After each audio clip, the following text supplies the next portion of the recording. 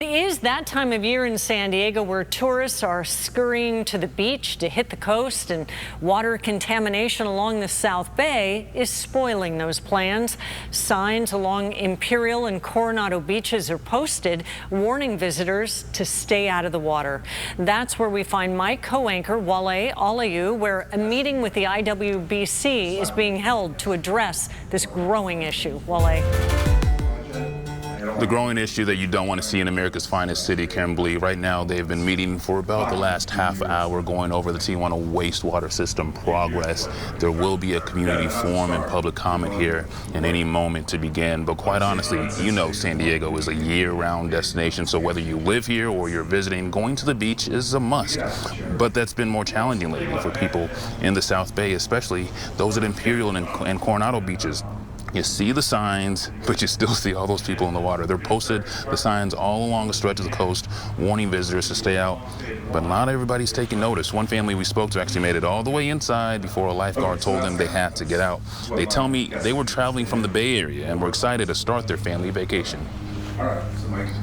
Also, shame on us that we didn't pay attention on the signs. We were carrying stuff, we were excited, distracted, we didn't pay attention. One of the things to do this week was to hit a beach and stuff, and then he gets excited about all the military aircraft, so, you know, Coronado Beach was a great place to be close to the Navy base.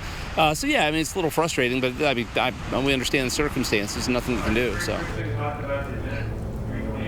So part of the reason we're seeing more closures, obviously partly because there is more sewage and toxins being flowed into our water, but the other part of it is that the thresholds have changed. So whereas maybe a few years ago it was easier for you to go into the beach, you weren't seen as often in these closures, but now the level of bacteria that is needed to either have an advisory, a warning, or a closure has lessened.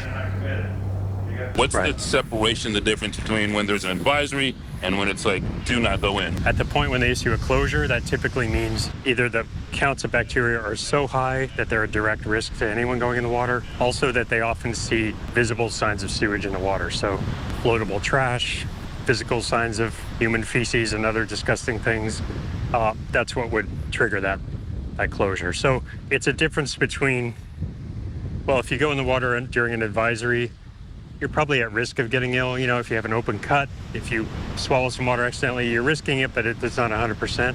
If you go in the water during a closure, there's a very, very high risk you're going to get ill.